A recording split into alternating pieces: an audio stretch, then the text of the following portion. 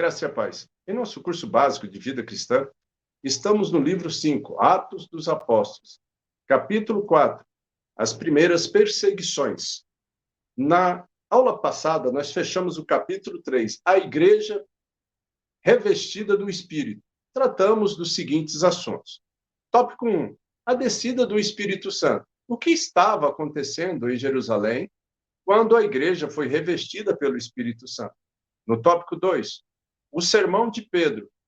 Como discernir com clareza e objetividade o sermão de Pedro no dia de Pentecostes e a evidência do princípio do fim. E hoje, então, amados, nós estaremos iniciando o tópico 1 do capítulo 4, a cura miraculosa do coxo. Nós havíamos recomendado ali a leitura do capítulo 3 e até o capítulo 4, no versículo 22, ok? Nós vamos agora acelerar um pouquinho e, para facilitar o entendimento, já seria bom que vocês fizessem essas leituras para ter um maior discernimento do assunto que vai ser tratado, ok? Então, entenda. O tema principal de Atos, do capítulo 1 ao capítulo 5, é como o testemunho dos primeiros cristãos os colocou em conflito com os líderes judaicos, que tentaram, em vão, pôr fim à sua pregação, né? O padrão dos incidentes no dia de Pentecostes repete-se quando o evento em comum é seguido por um discurso de Pedro ao povo atônito, né? Nós já falamos isso na aula passada, que começa com uma explicação do acontecimento. Então, o ponto principal dessa história, porém, é que o nome de Jesus continua com o poder para operar os mesmos graciosos milagres de cura que nos evangelhos eram sinais da chegada do reino ou do domínio de Deus, ok? Então, no capítulo 3 de Atos, Lucas dá um exemplo dos prodígios e sinais operados através dos apóstolos. Nesse caso aqui, em especial, é através de Pedro e João. Foi a cura de um coxo de nascença que pedia esmolas à entrada do templo em Jerusalém. O interesse especial desse sermão se acha na maneira como ele oferece mais ensinamentos acerca da pessoa de Jesus, pois o descreve como servo de Deus, o santo e justo, o autor da vida e o profeta como Moisés. Mesmo possuindo uma visão do propósito divino, os apóstolos e demais crentes em Jerusalém continuavam ainda observando os costumes dos judeus e assistindo ao templo regularmente. Nós temos que entender isso, né? Que no começo da igreja ainda não existia um lugar definitivo. Eles se reuniam no templo, ok?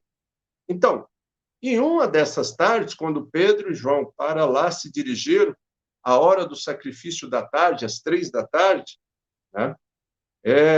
Foi assim, ao passar pela porta chamada Formosa, que levava do pátio dos gentios para o pátio das mulheres.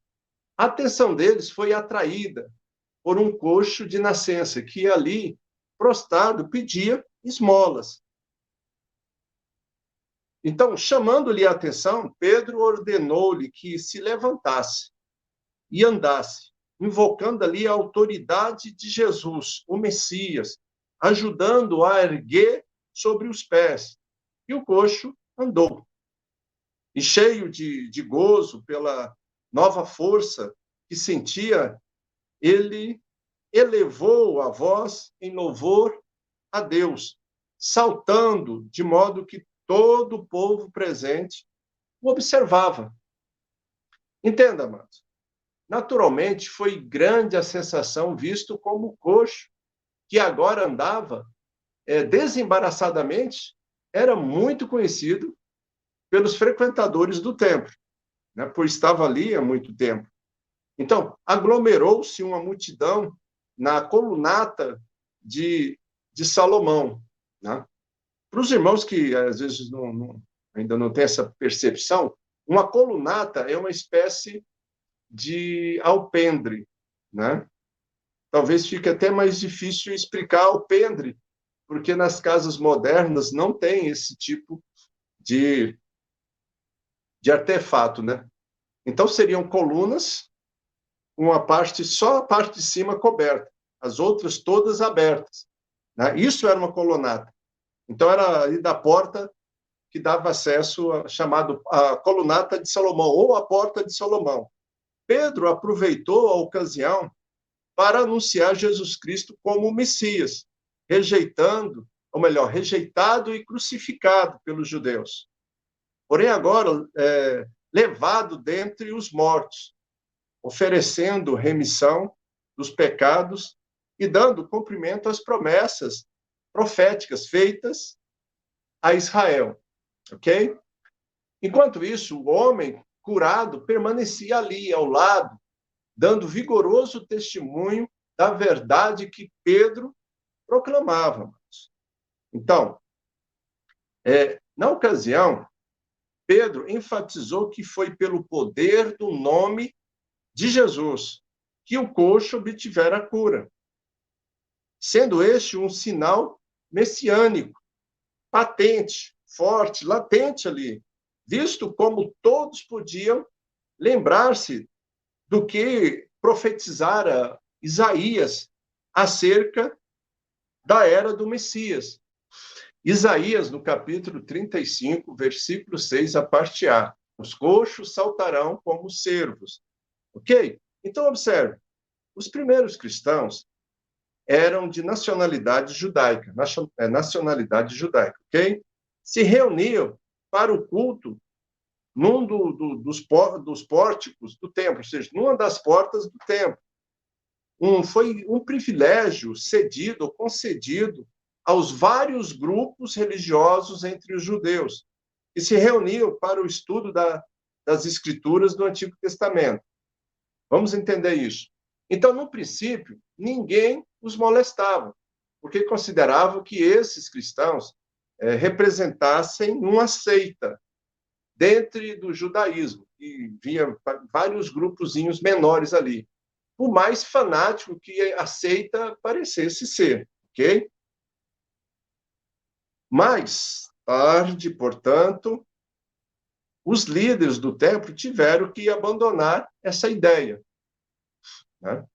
E nós vamos, daqui a pouco, entender isso. Mas antes, eu gostaria que a gente entendesse que provavelmente, que os cristãos tivessem 3 reuniões diárias, né? Sugerindo ali 3 horários de cultos divinos no templo. Ou seja, primeiro,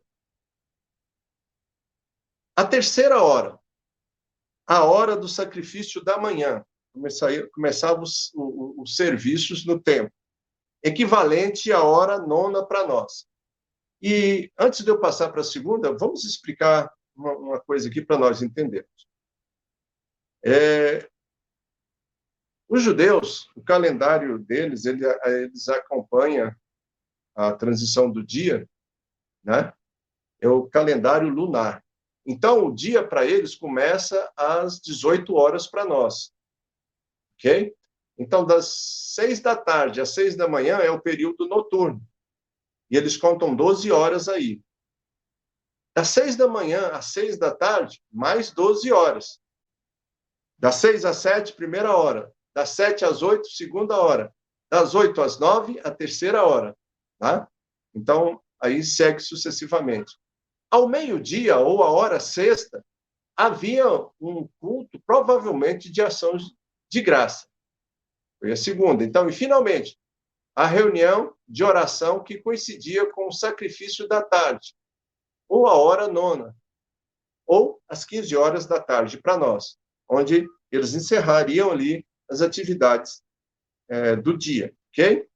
E foi nesse último horário que Pedro e João entraram no templo, com essa finalidade, para um período de culto, juntamente com outros cristãos. O coxo, amados, vamos repetir só para memorizar mais um pouquinho. O coxo pedira apenas que lhe desse uma esmola. Mas, realidade, são poucos ou poucas as vezes que os amigos de Cristo possuíam abundância de bens. Os apóstolos tinham apenas o suficiente para viverem, né? Tá, mas você pode falar que eles receberam algo mais ali. É certo, né? Que grande soma de dinheiro foram colocadas nas mãos de Pedro e João, da parte dos membros da igreja de Jerusalém, concordo.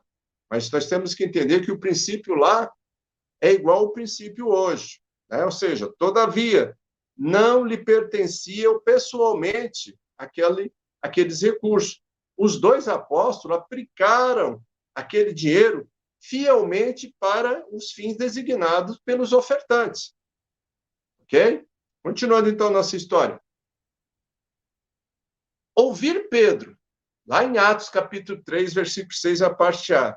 Não tenho prata nem ouro. Bom, teria, por certo, causado tristeza ao pobre coxo. Mas, e o que ele desconhecia é que a maravilhosa surpresa que lhe estava reservada naquele momento. Pedro tinha algo muito mais valioso para oferecer para ele. Tá?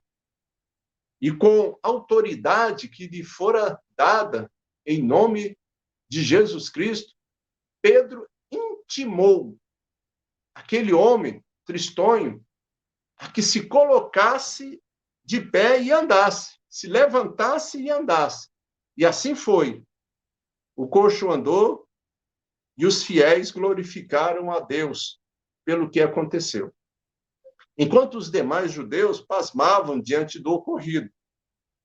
Com esse milagre, começa uma nova fase na história da igreja primitiva. Então, mais uma recapitulação aqui. Parece haver passado algum tempo desde o dia de Pentecostes, quando surgiu, né, quando o som surgiu como um vento veemente e impetuoso. Havia ali, estavam reunidos aquelas multidões atônitas em frente ao cenáculo. Nós já falamos isso, só para você relembrar. Toda aquela multidão teria agora tornado ou retornado aos seus países. O povo já estava mais calmo, né? Os apóstolos estavam ocupados, instruindo e cuidando daqueles crentes que se renderam ao Senhor naquela primeira pregação de Pedro. Agora, dava-se um notável milagre da cura de um coxo, que jazia à porta do templo em Jerusalém, amados.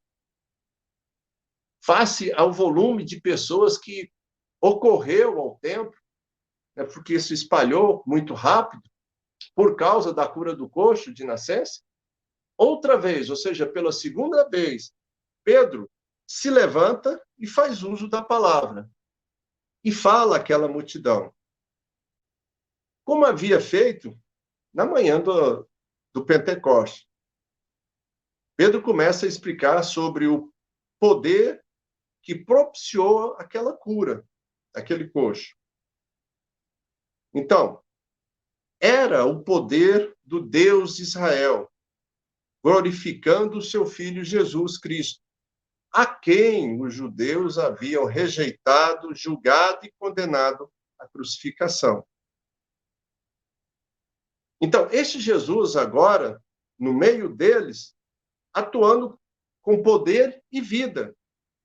Então, parece que os pontos básicos abordados por Pedro, nesse segundo sermão, têm as características, ou as mesmas características, da sua primeira pregação, que foi feita no dia de Pentecostes. Ou seja, os judeus mataram aquele a quem o Deus de seus pais lhe havia enviado e tornaram-se criminosos. A inocência de Jesus foi reconhecida por Pilatos. Provado estava que o sofrimento, amados, é o caminho da glória e do triunfo. né? Porque Jesus cumpriu tudo nele. E aquele sofrimento fora predito pelos profetas. O fato da ressurreição exigiu uma apreciação completamente nova da morte de Jesus. Então, observe, o objetivo de Pedro era convencer aqueles judeus e não simplesmente condená-los. Admitiu ele um elemento de ignorância do povo e dos líderes em terem crucificado Jesus, né? Isso parece contradizer, e nós vamos ler mais na frente, dos versículos 13 e 16 do capítulo 3.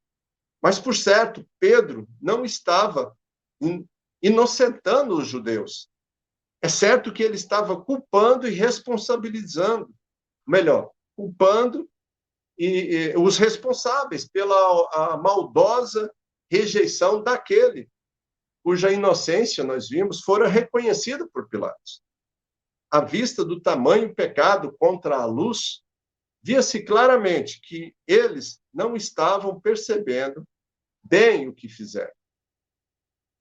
E Jesus mesmo disse isso lá em Lucas, no capítulo 23, versículo 34, a parte A, onde ele falou: Pai, perdoa-lhes, porque não sabem o que fazem. Isso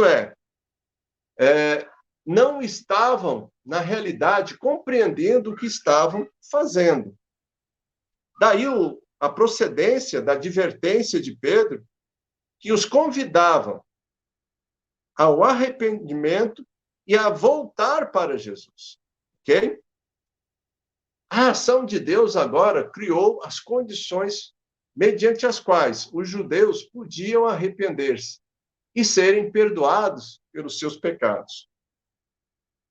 Entenda, amado, o arrependimento envolvia algumas coisas. Envolvia mudança de espírito e contrição de coração.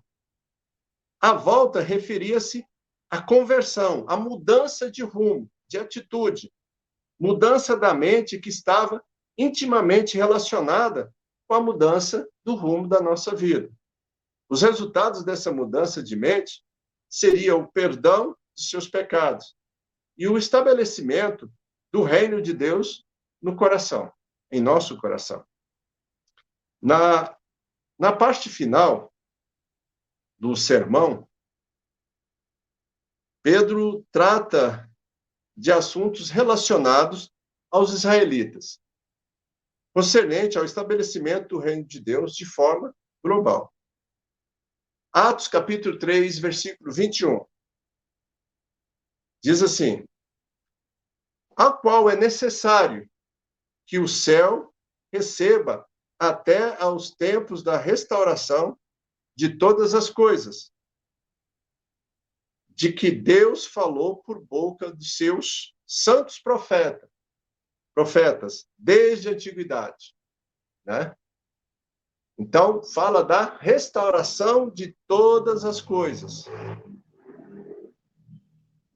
Essa aparente demora no estabelecimento do reino em nada significa negligência da parte de Deus, mas entendam isso. Refere-se, sim, à demora do arrependimento do povo de Deus, né? Nesse sermão, Pedro alcança o pico mais elevado da cristologia. A princípio, parece que ele atribui o milagre da cura do coxo de nascença, lá em Atos 3, versículo 13, a parte A Deus. Observe, o Deus de Abraão, de Isaac, de Jacó, o Deus de nossos pais. E depois, a Jesus, já no versículo 16, do mesmo capítulo. Pela fé em um nome de Jesus, é que esse mesmo nome fortaleceu a este homem, que agora vedes e conheceis. Sim, a fé que vem por meio de Jesus deu a este saúde perfeita na presença de todos vós. Amém? Então, no entanto, no versículo 16, tudo indica que a ênfase estava posta no nome de Jesus. Fala-nos da correspondência desse nome com o nome de Jeová no Antigo Testamento. Né? Atos capítulo 4, do versículo 1 ao 4, diz: falava eles ainda ao povo, quando sobrevieram os sacerdotes, o capitão do templo e os saduceus, ressentidos por ensinarem eles o povo e anunciarem e anunciarem em Jesus a ressurreição dentre os mortos. E os prenderam, recolhendo-os ao cárcere até o dia seguinte, pois já era tarde. Muitos, porém, dos que ouviram a palavra, a aceitaram, subindo o número dos homens a quase 5.000. Né? Nas aulas passadas, nós vimos que o número subiu até quase 3.000. Nesse segundo discurso, ele subiu a quase 5.000. Então, as autoridades que crucificaram a Jesus, alarmadas agora pela notícia de que se alastrava, que Jesus ressuscitara dentre os mortos, e vendo a crescente popularidade do seu nome, prenderam Pedro e João, ordenando-lhes que não mais falasse em nome de Jesus. Nota-se aqui a coragem de Pedro, da maneira decidida como ele falou a eles. Atos capítulo 4, versículo 19. Mas Pedro e João lhes responderam: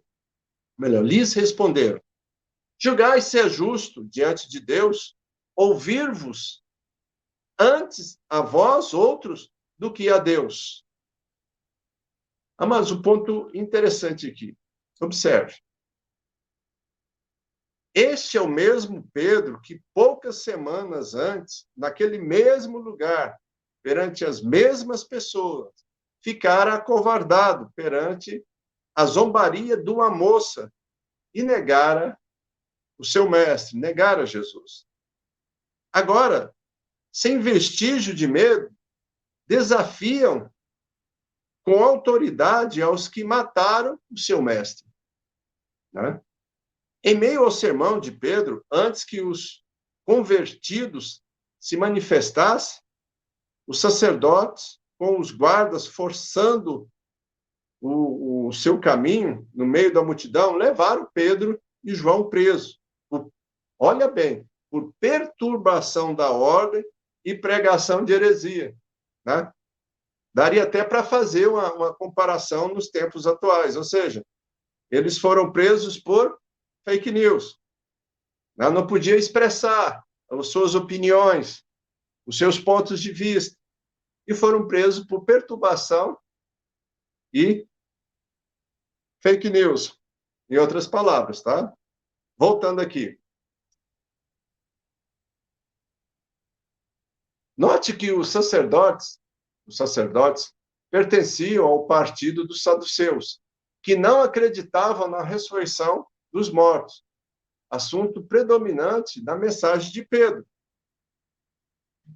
Até nos nossos dias, os perseguidores são cegos, amados, pelo que em todas as terras e em todas as gerações procuram ofuscar a luz de Deus, a luz divina, porque amaram mais as trevas do que a luz, segundo a palavra diz.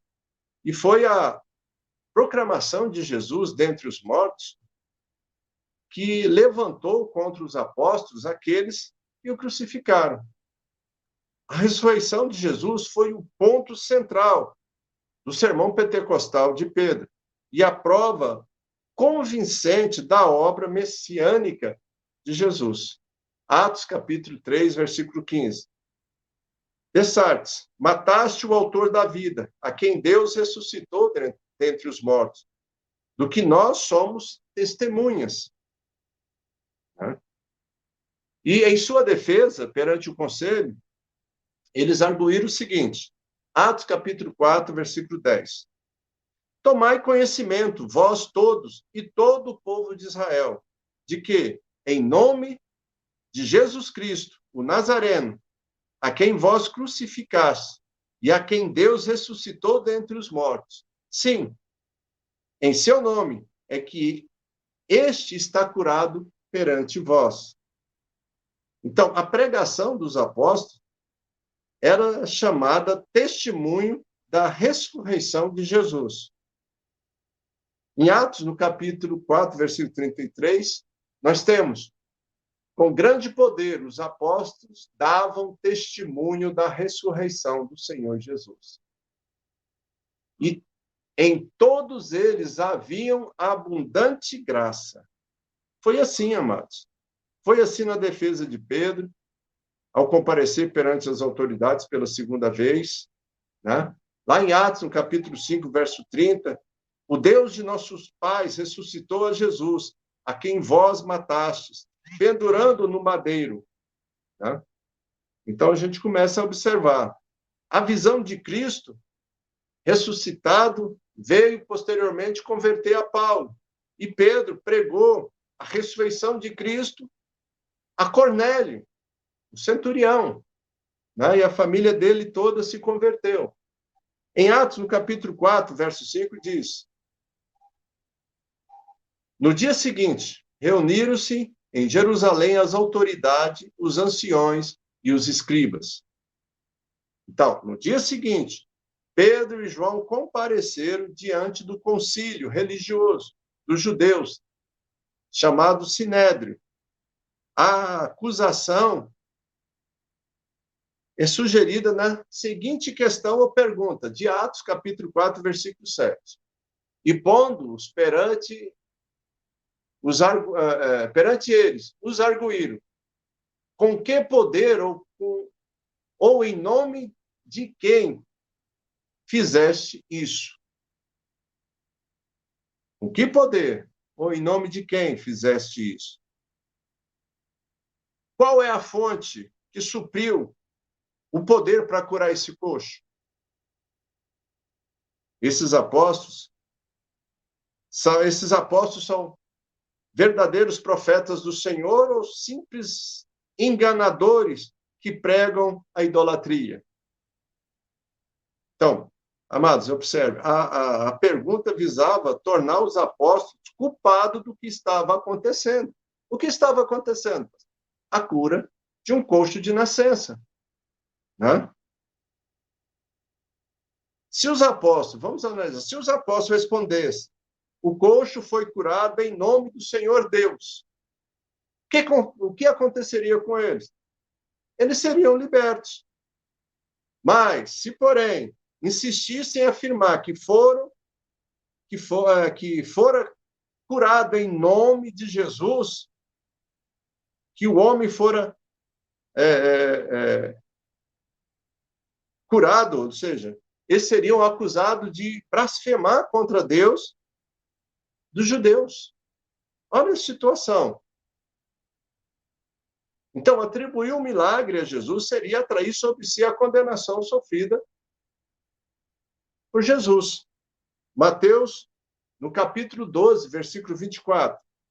Mas os fariseus, ouvindo isso, murmuravam: este não expele demônios, senão pelo poder de Beelzebu, maioral dos demônios. E onde Jesus retrucou eles, falou: olha, um reino dividido contra ele mesmo não subsiste. Né? Então, entenda, foi isso mesmo o que fez Pedro, o qual respondeu corajosamente. Nós já vimos ali no Atos, capítulo 4, versículo 10, ele falou: tomai conhecimento, vós todos e todo o povo de Israel, de que, em nome de Jesus Cristo, o Nazareno, a quem vós crucificaste, e a quem Deus ressuscitou dentre os mortos. Sim, em seu nome é que este está curado perante vós. Né? Observe a ousadia, né? Como Deus usou poderosamente eles para falar, e eles ficaram abismados, mas eles não são pescadores. Como é que eles falam com tanto conhecimento e autoridade? Né? Como é que um pavio dá luz por tantas horas sem se apagar é consumida pelo fogo? A resposta é fácil, amado. Não é o pavio, mas é o azeite que produz a luz. Amém? Então, Pedro foi capaz de suportar o que suportou, não por força própria, mas pela unção do Espírito Santo, que o capacitara para isso. Amém? E como o crente pode testificar dia após dia, mês após mês, ano após ano, ano após ano, sem diminuir o ardor e nem lhe faltar a mensagem de Deus. Esgota, Madu, os nossos conhecimentos. A nossa inteligência tem limite. Mas quando estamos cheios do Espírito Santo, a mensagem pregada não provém do nosso próprio ser, mas do infinito Deus que habita em nós. Amém? E a última referência de hoje, para nós encerrarmos, né, esse tópico é: revestido de poder, Pedro pregou como pregou e, ao mesmo tempo, sofreu com singular paciência. Amém? E na próxima aula, dando continuidade, capítulo 4, tópico 2, a igreja em oração. E nós recomendamos novamente, nós vamos ler o resto do capítulo 4, que é Atos, no capítulo 4, versículo 23, até Atos, capítulo 5, versículo 42. Esses dois, para nós fecharmos, ok? E nós vamos tentar responder as seguintes questões. Qual a causa da morte súbita de Ananias e Safira? Segundo, o que mais incomodava as autoridades religiosas judaicas na mensagem dos apóstolos? Terceiro, qual foi o principal recurso que a igreja dispunha para enfrentar as ameaças do poderoso mundano, ou, nossos dias, o secularismo? Amém? Então, na próxima aula, nós estaremos respondendo essas questões. Que nós possamos, amado. Lembrando novamente, o nosso objetivo aqui é juntos, nós crescermos em conhecimento e graça. É lógico que nós precisamos do seu apoio. Se você gostou, você deixa o seu like. Se você não gostou, deixa o seu dislike. Faça ali, tem os comentários. Faça os comentários. Deixe perguntas. Nós temos muitas pessoas participando, mas poucas pessoas estão deixando o seu comentário e as suas perguntas. Né? E nós precisamos, né, do apoio dos irmãos para que o canal venha a crescer. Divulgue o canal.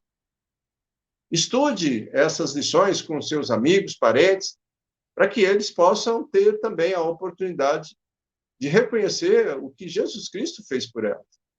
Né? Talvez você não tenha aquela coragem de chegar e pregar o evangelho, mas, através desse estudo, você vai estar pregando a palavra de Deus e o agir do Espírito Santo é que vai levar essa pessoa a aceitar o Senhor Jesus. Amém? Que Deus abençoe e até a próxima aula.